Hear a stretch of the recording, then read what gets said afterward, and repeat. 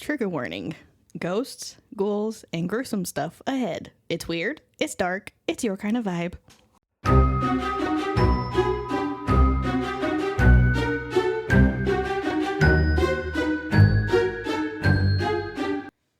Welcome to Haunted and Homicidal, the podcast where true crime meets the paranormal. I'm Lauren. And I'm Courtney. Every week we uncover the terrifying, the twisted, and the totally unexplainable. Lock your doors and grab your sage. Because things are about to get haunted and homicidal. Hey guys, how's it going? What's up? What you got going on? I'm going to a book ball, my first one. So if you don't know what that is, it's a fancy little ball dance thing based off a book. So this one's based off Fourth Wing, which I had to quickly read before this because I haven't had time to read. So I pretty much just audiobooked it. Oh, well, I mean, whatever works, right? Yeah. So book, very good though. So I do recommend reading Fourth Wing. Very good. Who writes that? Rebecca. Hold on. Don't make me lie. Hold on. Rebecca Yaros. Okay. Sounds fun. Yeah. By the time this comes out, you'll have already been, so we can get an update at that time. And I don't really do dance. I don't really do dresses, so this is gonna be fun because I'll be in a nice fancy dress that I got off Shein. Surprisingly. I want to order off Shein, but I'm scared. Okay, so you had to really read the reviews. Mm-hmm. And I went with my size. Okay. Because you can put in there how much you weigh, height. Oh, and it tells you cool. What size they recommend. Which it was a 2X for me because that's my normal size. Yeah. And the dress fit amazing. Really? Yes. Okay. And then my sister gets clothes from there and bathing suits from there all the time. Yeah, I know a lot of people who do. I'm just picky, I guess. Yeah. Texture of clothes bothers me sometimes. My mom has ordered me some stuff from Temu, but I do not like. Well, your mom also has weird taste. But I don't like Love the texture. I don't like the texture of the clothes, so I don't wear them because I don't like t-shirt. The t-shirt knit is not t-shirt knit. It's I don't know. I don't like it. Oh. Yeah, I don't like it at all. But this week, or today, this episode, because we're doing 2 a week, it is going to be our paranormal Spooky episode. So here we go. So my paranormal is the 1886 Crescent Hotel. Okay, an old one. I love it. So the Crescent Hotel is in the town of Eureka Springs, Arkansas. Okay. So the hotel opened in 1886 and it served as different functions over the years. Okay. Thousands of people have walked through the doors, but some have never left. Dun, dun, dun. Dun, dun, dun. And of course, previous owners tried to keep the hauntings a secret because they're like, ooh, it's going to ruin our reputation. Incorrect, sir. Incorrect. Exactly. But now they're like, ooh, yes, embrace it. Yeah, I mean, people love ghost shit. Because you can't stay at this hotel now. Sorry. At least you made it into a trash can. Not on the wall like the carrot last week. Yeah. It's probably expensive. Probably. I didn't really look at the prices. I don't feel like doing it right now. But usually places like that. I know there's one in New Orleans where it's $700 a night. It's crazy. Ew. Mm-hmm. But because it has that quote unquote spooky haunted connection, they can charge the prices and people will pay it. They'll pay it. Not me. I'm broke. Even if I wasn't broke, I would not pay $700 for one night. Now, maybe the weekend. Yeah, give me a few days to make it worth. That included tours and Yeah. stuff. Yeah, for sure I'd pay that per person. But one singular night. No, I want the full experience. We do need to go to New Orleans, though, and do the vampire tours at night. Yes. For sure. Yes. The Marie Laveau. Yes. Lalaurie Mansion. Yes. And of course, its chilling, charming, and shocking stories of the ghosts have earned its title as the most haunted hotel in America. Oh, okay. So the hotel opened in the late 1800s. It's been a hotel, a school, a phony cancer hospital, and then back to a hotel. I will get to the phony cancer hospital.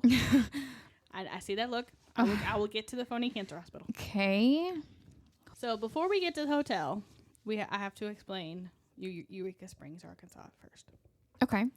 So Eureka Springs, Arkansas was founded in 1879, and it quickly became known for its 60 mineral springs. Okay. And Native Americans believed that, like, the water and everything was, like, because all the different, because they had, like, I think limestone and, like, whatever else was, like, in the rocks. Mm-hmm. It, like, helped with medicine and, like, heal you, quote unquote. Okay. So a local physician named Dr. Alva Jackson claimed that the water from the mineral springs healed his son's eye problems. Okay. It healed eye problems for a child. Okay. Yeah, well, I didn't say how old he was, but yes. Oh, well, healed eye problems. Okay. Yeah, healed eye problems. So when people found out, they literally came in droves to find cures for their ailments using the water. Okay. One newspaper described it as the water is considered a specific, in particular for diseases of the kidneys. Tests have revealed it's radioactive and that the buttery is considered the most effective as a curative agent in Bright's disease predominant. Okay, so they actually have evidence of this water, like, doing working something. Okay, yeah. Cool. That's cool. So with the sudden influx of tourists, they needed a hotel. So hence, the Crescent Hotel. Okay. A group known as the Eureka Improvement Company, led by former Governor Powell Clayton, laid out plans to build a luxury motel. It cost him $294,000, which is over $10 million today. I mean, that's probably legit. That's probably what it would still cost to build something. Well, probably way more than that now, but can you imagine? What did he do for a living where he had that much money? Well, he was a former governor, but still, that's a lot of money. Yeah, but that's a lot of money. Okay. I mean, back in the 1800s, that's a lot of money. Yeah, that's like the top 1% now. And then me over here, Elon money, paycheck to paycheck. Everything's so freaking expensive. It is, man. I need Pine Sol so bad, but, like, I object to paying $13, and I won't use, like, off-brand Pine Sol. But I'm going to have to because I put it in every load of laundry that I do. So. Yeah, you're going to have to. Yeah. I almost cried. It was like $6 for a gallon.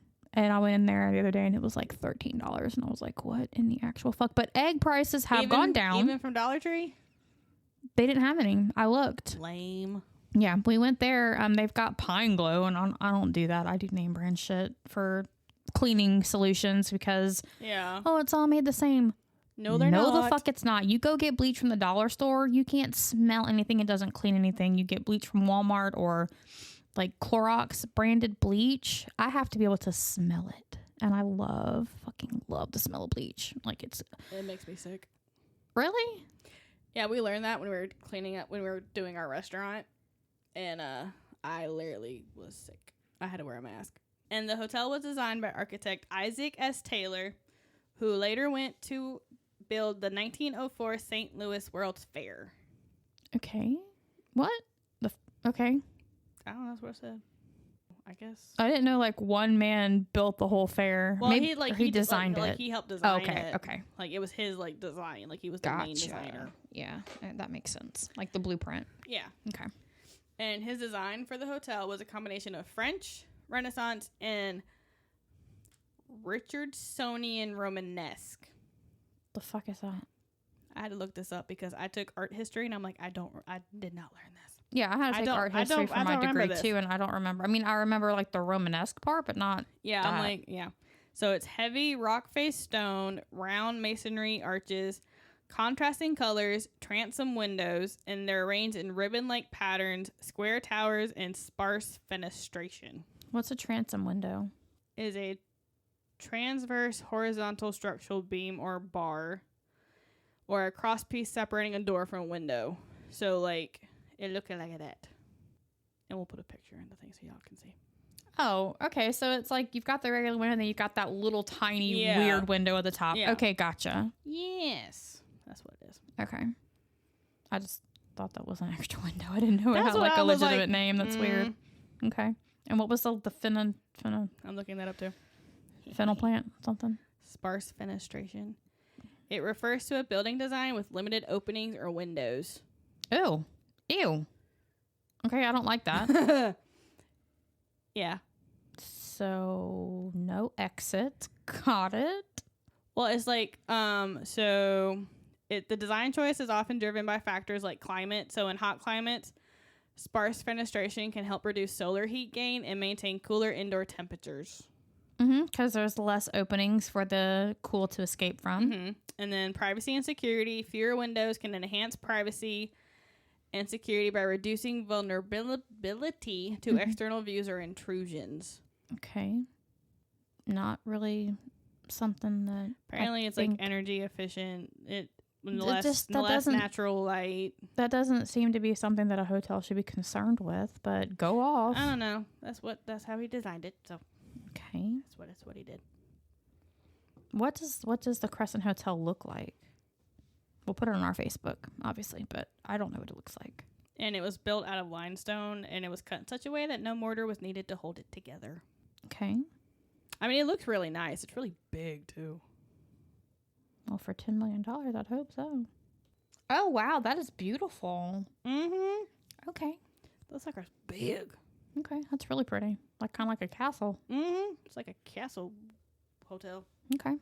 And once it was all done, it was one of the most lavish buildings in all of Arkansas. I mean, when y'all see this picture, if y'all haven't seen it before, you'll figure it out. You'll understand why.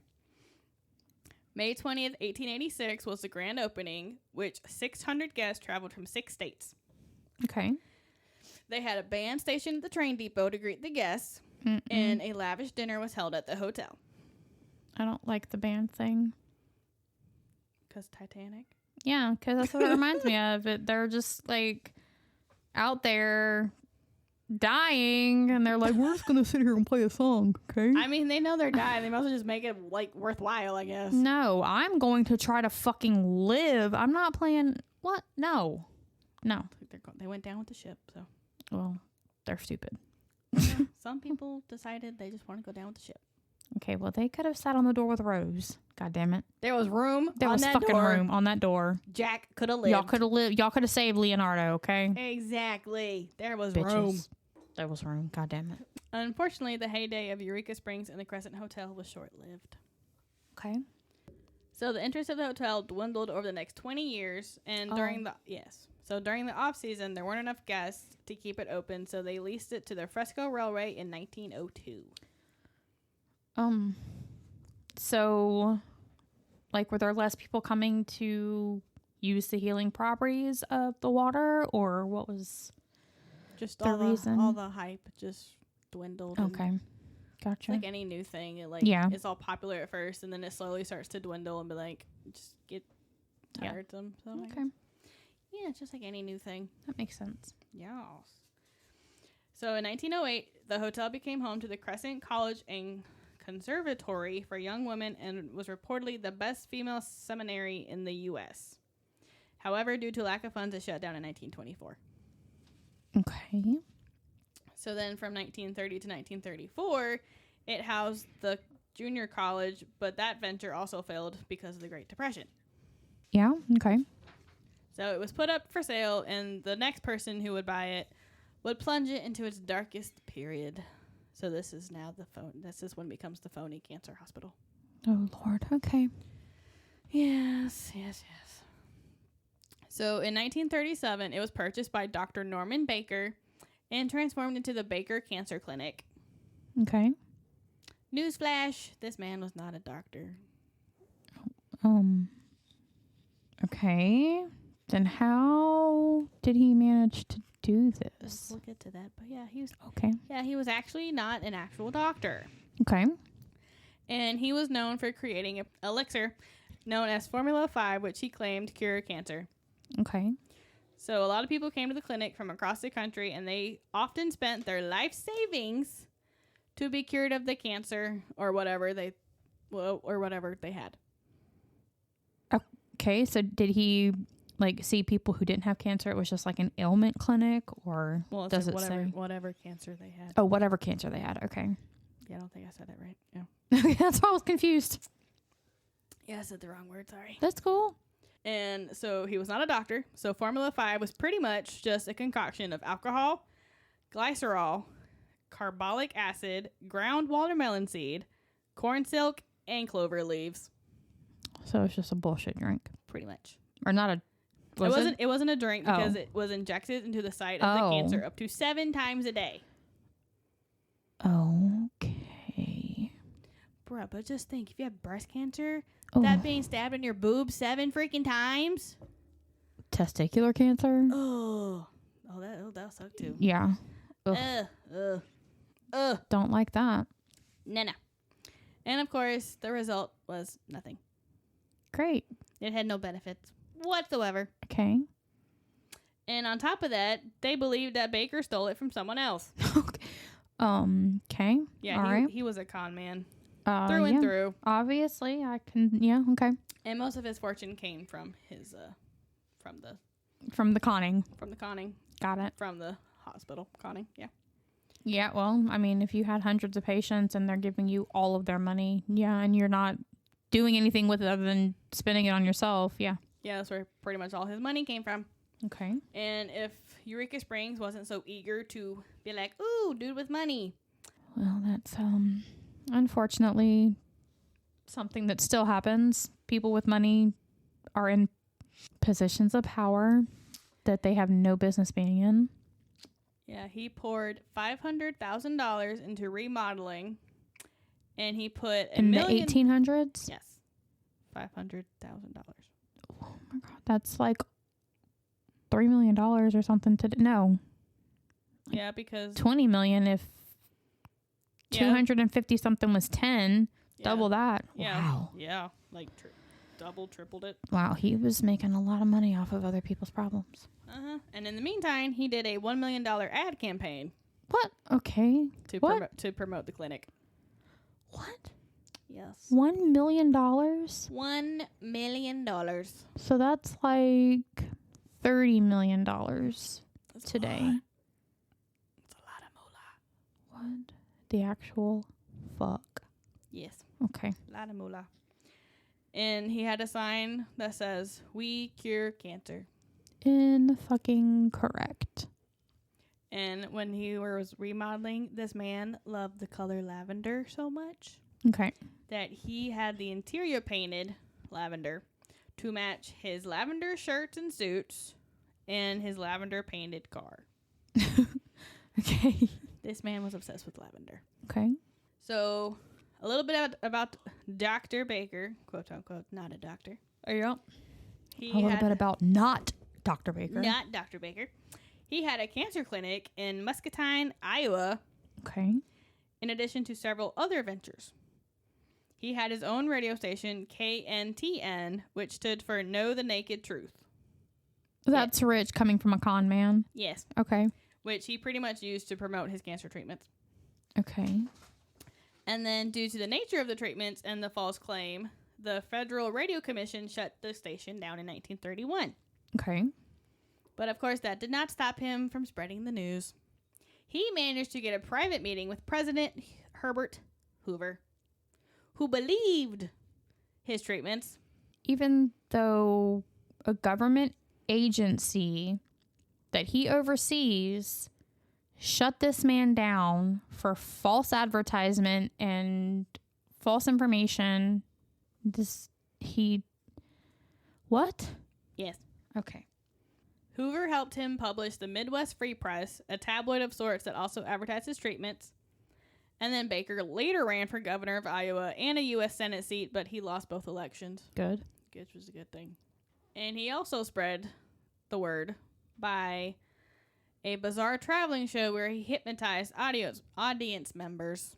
What? Yes. And he played a musical instrument called the air calliophone. Which is not a real instrument because I even tried Googling it. Is mayonnaise a real instrument?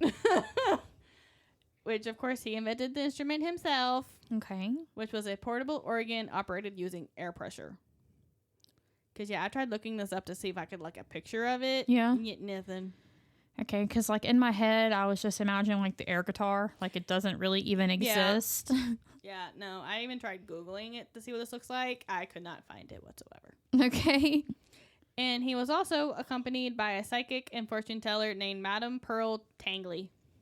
Tangley. Then she must not have been a good one because she should have been able to determine that this dude was full of shit. And so before moving to Arkansas, he had been arrested for practicing medicine without a license.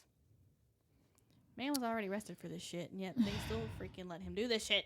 But, like, in the 1800s, like, really, how do y'all put that information out for other states and cities to know? Yeah. Like, there's just no way. That's true.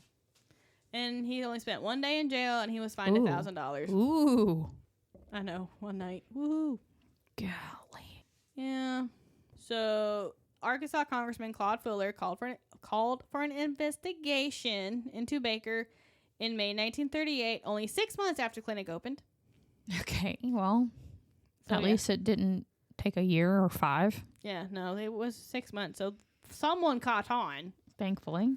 Probably somebody that was being treated or the family of someone who was being treated. Oh, no, they were able to arrest Baker for mail fraud due to his sending mailers that claimed he cured cancer. Okay. So they arrested him because of his mail. Okay. But he was convicted and sentenced to only 4 years in prison. For mail fraud. Yeah. Okay. And then afterwards, he moved to Florida where he lived on a yacht and died in 1958. Okay, so he was arrested for mail fraud, convicted of mail fraud, served time for mail fraud, but not for impersonating a doctor and stealing millions of dollars from people. And pretty much killing people? No. And killing people. Okay. Yeah. Okay. He was never prosecuted for swindling his patients out of millions because there's no concrete evidence of how many people he actually treated or how many people died at the clinic. Mm-mm. So they really didn't have any of that evidence to really pin on him. Right. So, and then they had a basement kitchen of the hotel, and that was turned into the morgue. Ew. Okay. And the bodies were kept in the walk-in freezer. Nice. Yeah, and for a place that was supposed to heal the sick, there was many undocumented deaths. Yeah. Okay. Maybe that was his version of healing them. Was just letting them die, and then of course you don't have that element anymore when you're dead. After Norman went to prison, the hotel was purchased by businessmen Herbert Byfield, John Constantine, Dwight Nichols, and Herbert Shutter. Okay. They partnered up with the Frisco Railroad to create all-inclusive travel packages to draw the tourists back to Eureka Springs. The plan was a success, and it flourished once again. Good. It was very good. And it's been fully in operation since its grand reopening in the 1940s. So it's been open. So it's been open as a hotel since then. Okay. A hotel since 1940. Nice. It's almost 100 years. Almost, yeah. But in 1967, a fire gutted the hotel and incinerated 75% of the original building. Mm. And the hotel was painstakingly rebuilt to maintain its architectural integrity. Like, they were like, we're keeping this bitch. I bet. I mean, with all the, like, the way that it was built to begin with, that couldn't have been easy. Not with all the stuff that Isaac did. Yeah, so I'm saying that couldn't have been, definitely couldn't have been cheap. Not in, what, the 50s, you said? Or 70s? 1967. 60s? Yeah. So, yeah, it couldn't have been cheap. Well, by then it probably would have been like 1970s. It still wouldn't have been cheap. No. Probably not. Yeah. For sure would not be cheap today. Heck no. And then in 2019, staff at the hotel made a discovery that shook them to the core. They found... It was only 6 years ago. Yep. Okay. They found over 100 bottles and jars from the 1930s buried on the property. No. Put it back. Put it back. Automatically no.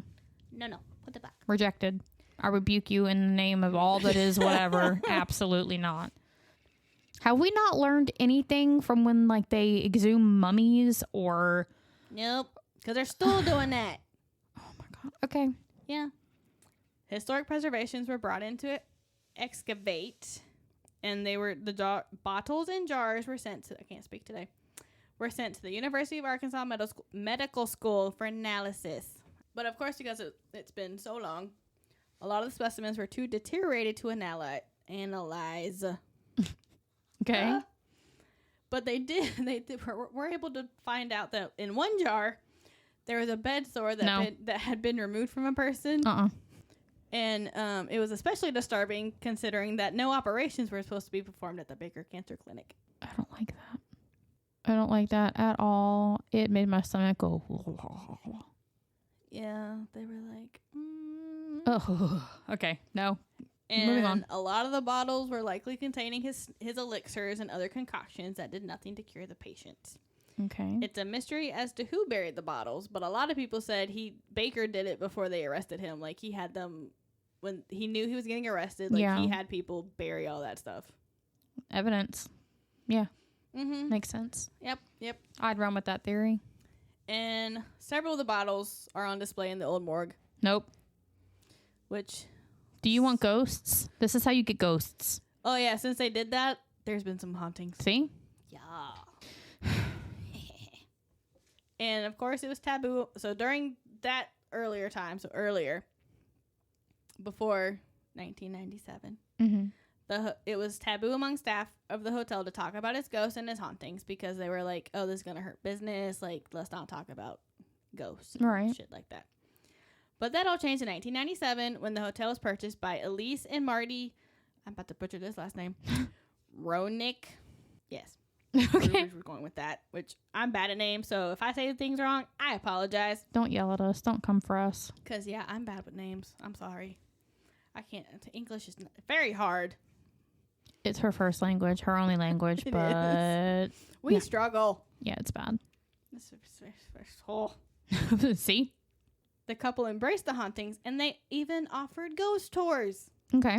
That's what I would do, yeah. And it increased its popularity. Of course. So when they're like, oh, this is gonna not work, not be popular. Yes, it is. Yeah, I mean, maybe not like in the 50s. I don't think people were really maybe that much into it back then, but like for sure now, yeah. And they do like a different types of ghost tours. So like if you have kids, they have like a slightly less creepy version. No, thank you. And then, or you can have... I need all the creep. Yeah, or you can have the overnight lockdowns. Yes. At certain times of the years that they do too. Okay. Do that one, yes. I want to go to there. And they also have general ghost tours too. Also do want to go to there and do the things with the ghosts. So over the past few decades, a lot of reports have come out about the ghosts. Okay. One employee says, more so than ever, I think sometimes when we connect with spirits, we encourage them to stay. Sometimes that means they can't cross over maybe the way that they should, but I think that's because the guests really enjoy them and they seem to enjoy it a little bit too. Some of them. Okay. Some of these ghosts are like, ooh, let's play. Yeah. I mean, if I were stuck and I couldn't move on and cross over or whatever they do, I'd try to make the best of it. Like, I would haunt the fuck out of people for sure. My family already knows that. If I die before any of them, be prepared. And you'll know it's me. Like, you won't have to question, who is that? You'll know. There will definitely be signs. There will be a lot of signs. And now we talk about the many types of ghosts they had. Oh, the ghosties with the mosties. Oh, the ghosties. And one of the most famous ghosts is named Michael. Okay, Michael. He is said to have been an Irish stonemason who helped build the hotel in 1880. Oh, I love me an Irishman. Yes, you do. Little tiny leprechaun. Yeah, it's so funny because we did like the DNA testing and he is mostly German and Scandinavian, not Irish. There's some Irish, but he's mostly Scandinavian or Norwegian. But he's a tiny redheaded leprechaun. I don't know, but little tiny leprechaun. He shaved his beard and everything off again because it got so hot while they were out there training on the trucks that he started getting itchy. I don't like it because he's not allowed to shave. He goes from looking his age to looking 12, and I don't like it. To shave. No, I keep telling him that. He's planning on growing out like the full Irishman beard and then like getting all tattooed up when he's on the truck. And Travis, who's been doing this for like 4 or 5 years, said he's going to be fucking jacked because they have to lift the pallets and stuff. So He's still gonna be a tiny little. I'm getting ready to have me a Conor McGregor. He's still gonna be a tiny little leprechaun to me. Maybe. I'll be okay with that. Trust and believe. Laura's gonna get her Lucky Charms. I don't like that. That's what he always says. I don't know. He doesn't. Yeah, he does. Every time he sees me at work, when he saw me at work. What? What? Why am I only just hearing about this? I feel like I've told you that. Yeah, he thinks it's funny. Yeah, he thinks he's really funny. Yeah, every time I call him Leprechaun, he'll be like, well, Lauren's got her Lucky Charm. I gagged on the spot. I was like, oh. I was like, shut up. I don't want to hear it. I don't. He's going to hate me after this. So Michael tragically fell to his death while working on the hotel. So he typically isn't seen, but his spirit resides in room 218, which may have been the site of his fatal fall. He favors female guests, and he's not at all subtle about it. Okay. So the women staying in 218 have felt an unseen force touch them on the shoulder, and while they're showering, the shower curtain suddenly gets pulled back. But again, how do they know it's Michael if they're not seeing him? If you let me finish. Then stop pausing. That's for dramatic effect, ma'am. Okay, but it makes me think you're done with that sentence, and I have questions. So during a ghost tour, a woman celebrating her 18th birthday wanted to make contact with Michael. Okay. She went as far as to lie down on the bed, and her family played folk music, and they poured a shot of Irish whiskey. Okay. To summon him. But he actually behaved and kept his hands to himself. Okay. But he did open the top drawer of the dresser. Okay. The group had made several attempts to reenact it by stomping on the floor, banging the sides, but the drawer would not budge. He knew it was a trick. Yeah. He's like, y'all not going to catch me? Yeah, he's like, I know she's 18, but I ain't touching her. This is a trap. Nope. Danger. Okay. Danger. Stranger danger. Yeah. So a lot of the other stuff that happened in 218 would be hands coming out of the bathroom mirror. No.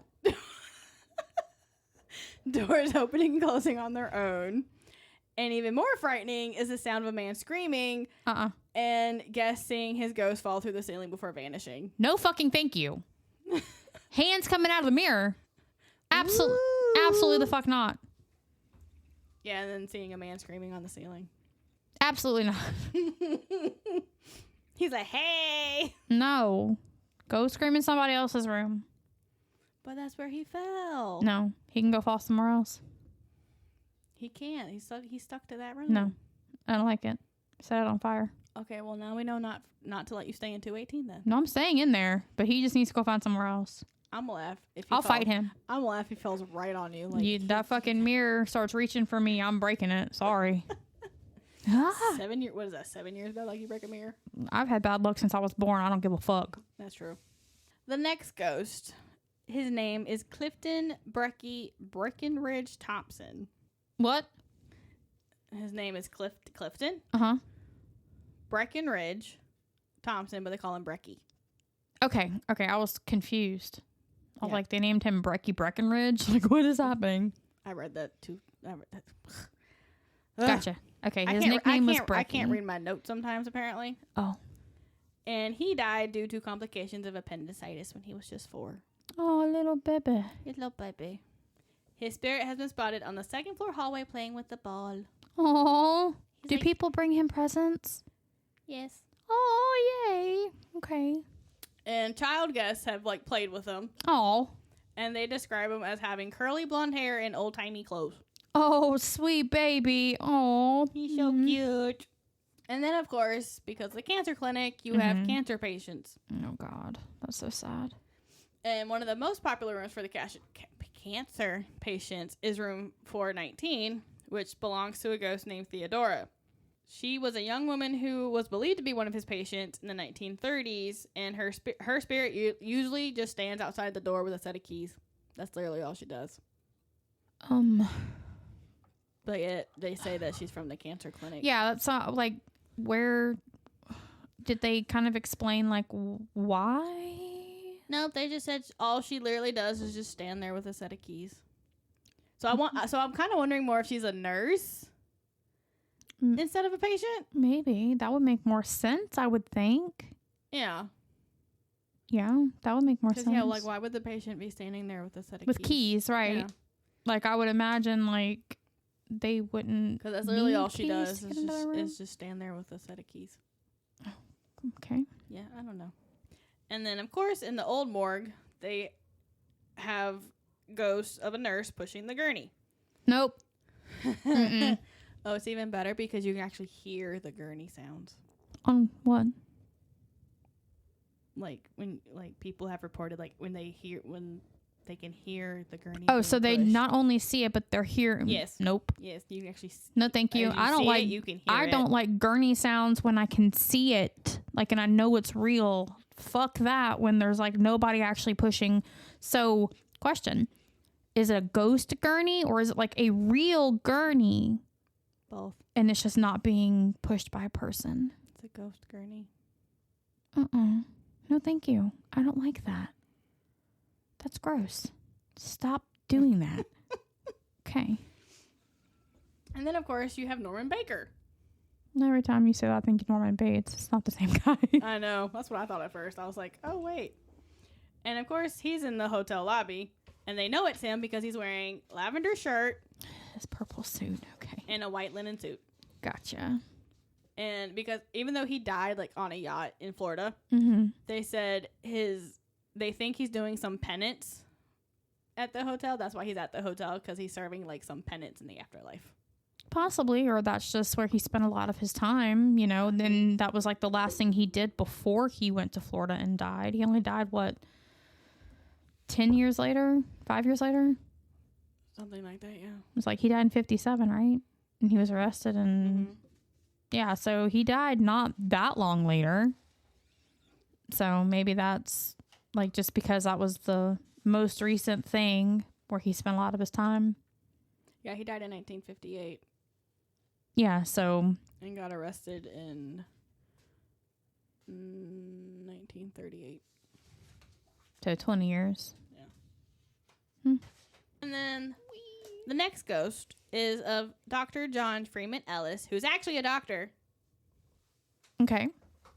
He haunts the second floor of the hotel, which was where his office was.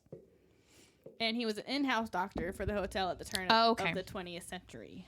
I was like, was he with the cancer clinic? No, he was with the hotel. Gotcha. Okay. And his office is now room 212. And because he was a pipe smoker, the guests in that room regularly report smelling cherry pipe tobacco. Okay. Oh, you're gonna love this next ghost. Okay. Since the late 90s, people have encountered a marmalade tabby wandering the hotel. Oh, kitty cat. His name is Morris, and he died in 1994. Oh. He was the hotel cat for years, and he was often referred to as the general manager. That's cute. And when he died, 50 people attended his funeral, and they did a painting of him, and they hung it in the main lobby. Please tell me it's still there. Yes. Are you sure? You look unsure. Yes. Okay, hold on. I mean, I would hope they would keep it. I would hope so too, but when new people come in, because he said he died in 94, and then they bought the hotel in 97. Oh, I'm pretty sure they kept it because the 1997 couple embraced the hauntings. Yeah. So I'm pretty sure they kept it. And it's of a cat. Why wouldn't you keep it of the cat? I don't know. Some people don't like cats. And then, of course, you have the several unknown entities that they don't know who it is. Okay. So staff have seen a man in Victorian attire sitting by himself in the dining room near a window. And then when they approach him, he wistfully says, I saw the most beautiful woman here last night, and I'm waiting for her to return. Oh. And then he disappears. Oh, okay. He said, I said my stuff. Now I'm leaving. Bye. Yeah. And then one server looked into the mirror, saw a Victorian couple in a wedding outfit standing behind her. And, of course, when she turned around, no one was there. She quit shortly after. Or for that?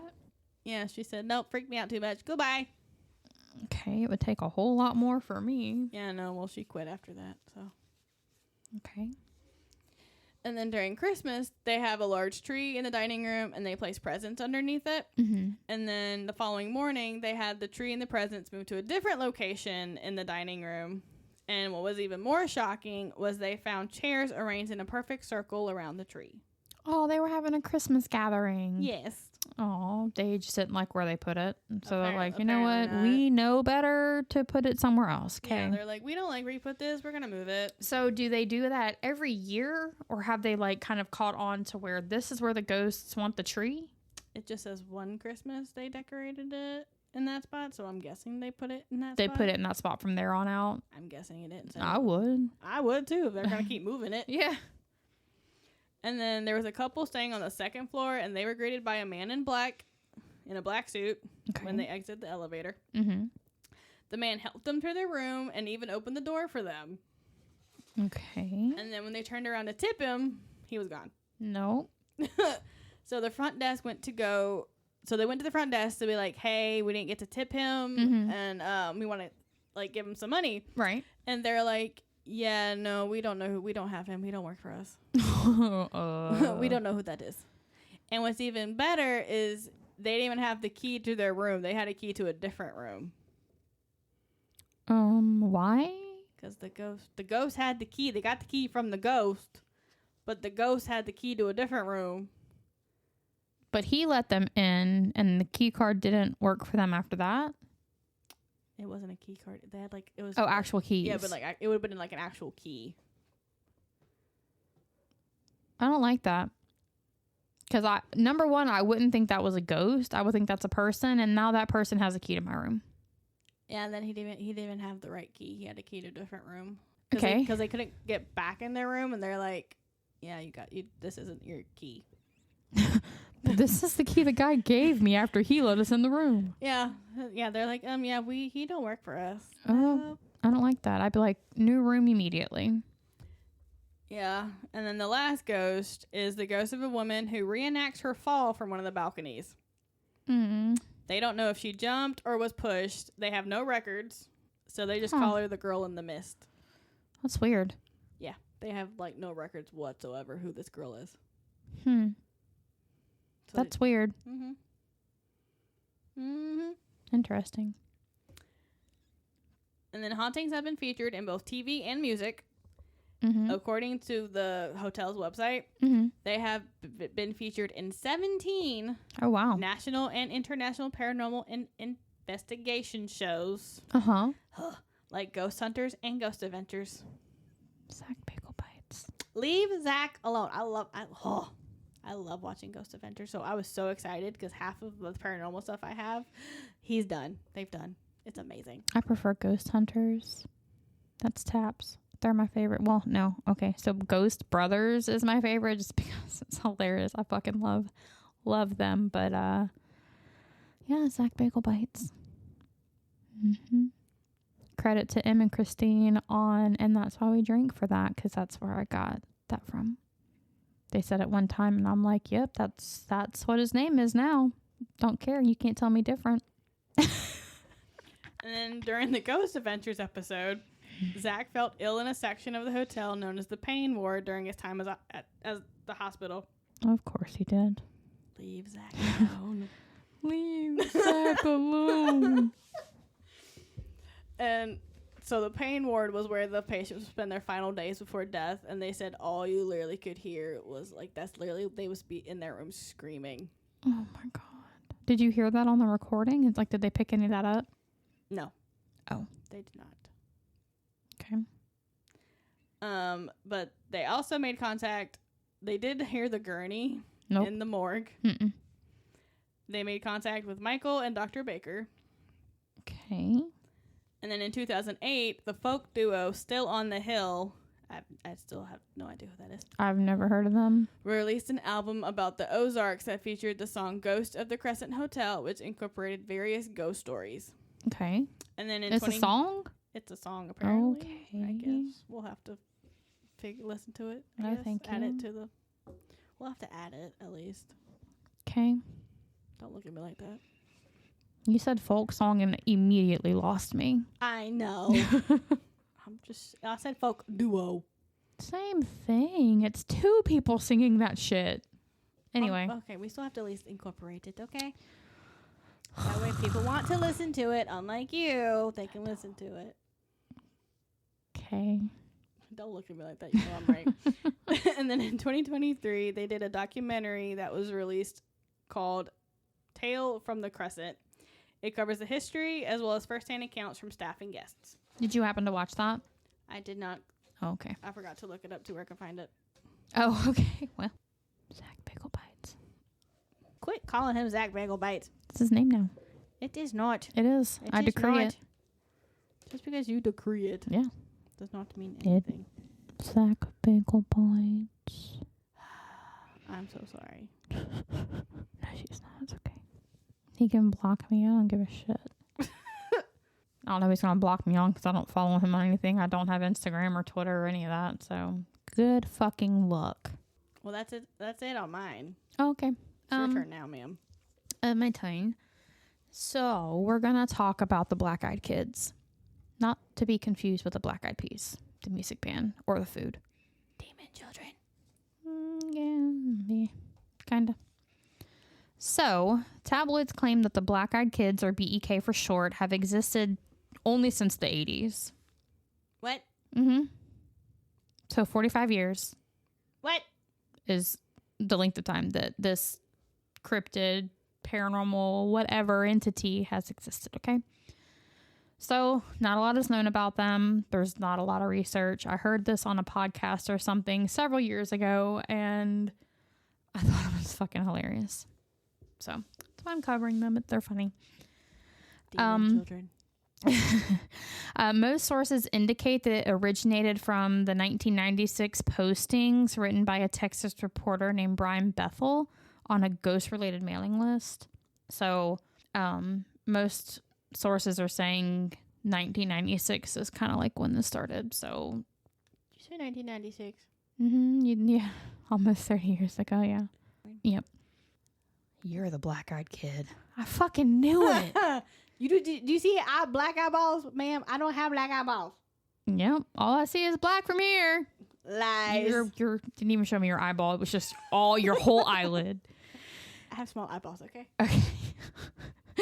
Don't judge me. The black-eyed kids are creatures that resemble kids or teenagers with pale skin and black eyes who are reportedly seen hitchhiking or begging, knocking on doors of residential areas and asking to be let in either the vehicle or the house. Oh, heck no. You ain't coming in. Creepy for sure. Stay away. Brian Bethel, again, that Texas reporter, this is his story. Allegedly, after finishing his shift at the local newspaper, he sat in his car outside of a strip mall writing a check. Suddenly, the hairs on the back of his neck stood up. And when he looked up, he noticed a group of teenagers standing by his car. The teens asked for a ride to their mother's house to get money for tickets to see a show or a movie at the theater at the mall that they were currently at. However, Bethel was skeptical because the movie they wanted to see had already started 45 minutes earlier. And the teenagers, according to him, sounded much older than they looked. So they looked like teenagers, but sounded like mature adults. Yeah, no. That's a no for me, dog. Then he noticed their eyes. They were completely black. And when I say completely black, not just like the iris, there was no white in their eyes at all. Black, completely black. So he freaked out, obviously, threw his car into reverse and sped away.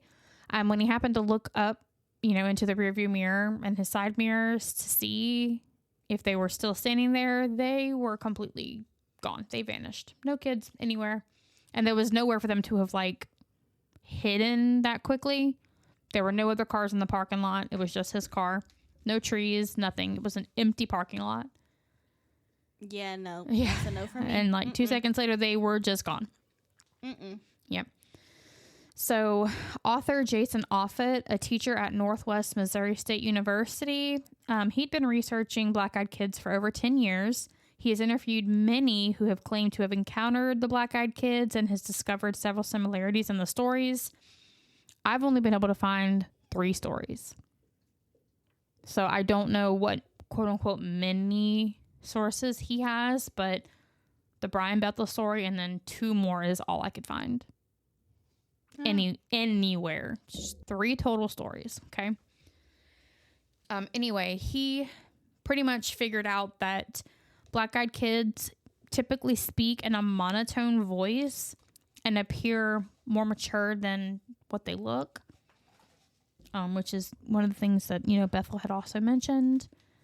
They often repeat the same phrase. They don't really deviate much from, can we come in? Can you do this? Can we do that? Like, in every time they say no or divert the question, they ask the same thing or say the same thing. So it's like they're kind of like little robots programmed to say just one thing and they don't deviate from that. Let me in. Creepy. Fucking creepy. Me in. They are very insistent on being let inside of the home or the car. Yeah, no. And they plead at first. Like, they beg, asking to make a call, use a bathroom, catch a ride. But the more that they are told no and not allowed in, the more aggressive they become. Like, it doesn't say, like, if they're physically aggressive. I don't think so. I just think they become, like, more aggressive with their asking of whatever it is that they're asking. Yeah, nope. Stranger danger. One key element that echoes older tales of devils or vampires is that the black-eyed kids must be invited in to have any kind of control or power over their victim. Yeah, no, they can stay outside. Stranger danger. Stranger danger. Anyway, you have to invite them in. They can stay outside. So if you don't, and you continually ignore them, they do eventually go away. You never see them again. Yeah, because if I don't know who you is, I ain't answering the door. No. Yeah. You can stay outside. Nope. I have a ring doorbell for a reason, and no thank you. Yes. One quote-unquote famous encounter. Again, I can only find 3 total, so it's going to be famous because it's one of the 3. It happened in a snowy town in the middle of nowhere, Vermont. An elderly couple heard 3 knocks on their door. When they opened their door, they found 2 children, a boy and a girl, who said, "Parents will be here soon. May we come in?" The elderly couple hesitated for a moment, but eventually let them inside their home because the primary reason was the kids were not wearing clothes befitting of a major snowstorm. That's where they fucked up. They were in a t-shirt and shorts, no jacket, no shoes, no gloves, t-shirt and shorts. I would just give them a blanket. Be like, here you go. You can stay outside. Bye. Yeah, I'd be like, you guys, I'll give you like shoes or something and a blanket, and I'm going to call the police and let them deal with it for sure. The kids settled on the couch while the wife made hot cocoa for them. And while they were sitting there, the husband was trying to get some kind of information, any kind of information out of the kids. He was asking them questions, which they answered 0. No questions were answered. They just sat there and stared into the open like little creeps. The wife returned with the hot cocoa, and she noticed that their cat was terrified of the kids. Now, this was a cat that wasn't normally scared of anything. It was a very docile, friendly cat. That cat was smart. And it was terrified of the kids. That cat was smart. The only smart one. The kids looked up to the elderly woman and asked to use the bathroom. Both of them at the same time. Ew. No. And that's when she noticed their eyes. She said they were pitch black. No whites. Get out of my house. She directed them to the bathroom down the hall and returned to her husband to ask if he'd seen their eyes. When she got back to him, she noticed that he was covering his face with his hands. And when he moved them away, they were covered in a lot of blood from a massive nosebleed. Yeah, nope. Yeah. Then the power went out. Hell no. At the exact same time, the kids emerged from the bathroom saying, "Our parents are here," and they left. They just walked out. That's some alien demon voodoo shit. They just walked out. So they left the door wide open. Didn't even close the door. So like no manners, no commonality of what should be done. And the old lady noticed that at the end of the driveway were 2 very, very tall men. Slenderman. Yeah, they were tall and slender. She waved to them, just like, hey, bye. Close the door. Don't it? No. I would have been like, fuck that. No. But she was polite. She waved, thinking it was their parents or whatever. Screw that. They just kind of stared at her and then turned around and got in the car. Yeah, no. They were like, oh, okay, bye, weirdo, you know. The power came back on shortly after the kids had left. And throughout the following week, weird things started to happen around the house. 3 of their 4 cats went missing. And they found the 4th deceased in a pool of its own blood with no clear indication of what had happened to it. Those poor cats. No injuries, no nothing. That's what happens to strangers in your house. Exactly. Stranger danger. The husband continued to have nosebleeds throughout the week, and he ended up going to see a doctor. He found out he had a very, very aggressive form of skin cancer, and like he had no symptoms or anything leading up to that point. So they're attributing that as well. That was the end of their story. Like so you don't know if they died or anything? It doesn't say anything further happened. It doesn't say if they ever encountered another pair of black-eyed children. It just, that was the end of their story. Yeah. Fuck them kids. Fuck them kids. In 2010, a Reddit user named Hammerhands wrote about an experience that they had in 1999. And what? You said 2010. Oh, fuck me. That says 2012. Yes, it does. Okay. In 2012... Lauren can't read her notes either. Okay. In 2012, a Reddit user named Hammerhands wrote about an personal experience that they had in 1999. And from here out, it's going to be quotes. So I'm quoting the whole post. So he begins, I recently read a story about the black-eyed kids. This story felt like a twisted tale of deja vu. I believe I've encountered a BEK. I've never mentioned this particular detail about the eyes to anyone for fear they would think I was fabricating the story or going crazy. The incident took place about 13 years ago. I had just moved to a new city with my wife. We were small-town newlyweds from the Midwest. We moved across country to one of the biggest cities in the Southwest so I could attend graduate school. Being naive and new to city living, I habitually answered the door without a second thought. Never again after this. Dun, dun, dun. Dun, dun, dun. The first thing that should have tipped me off about the peculiarity of this situation was the fact that someone was knocking on the door at 6 o'clock in the morning. Ew, that's too early. Yeah. The second thing that should have dawned on me is this kid had to have reached over a rather tall patio gate to unlatch and open it. The knock at the door was startling. My wife and I were getting ready for work, a pretty normal routine. I was overtaken with an inexplicable sense of fear. To this day, I can picture him. Teenager, average height, average build, knee-length, black leather coat, black hair, and sunglasses. The sunglasses at 6 a.m. struck me as odd, and even more odd, he was eating an apple. How is eating an apple odd? I don't know. It's an apple. I mean, it's 6 o'clock in the morning, and there's this weird kid on your back patio with sunglasses on eating an apple. I would find all of that weird. Like, none of it would be normal to me. Would have been weird if he's eating a banana? Yeah. Yeah. Okay. Whatever. He goes on to say he was very polite and asked if he could come in and warm up. I said, no, and closed the door and slid the security chain in place. A moment later, another knock. I opened the now chained door, and before I could speak, he asked again if he could come in and warm up. No, I replied, and attempted to close the door. Before the door shut, he put his hands out, stopping the door on its hinges. He looked directly into my eyes, still wearing the sunglasses, and said, "Can I at least get some ketchup for my apple?" Who? What? So do you want to ask me again why it was odd he was eating an apple? Okay, it's okay. Now it's odd. Yeah.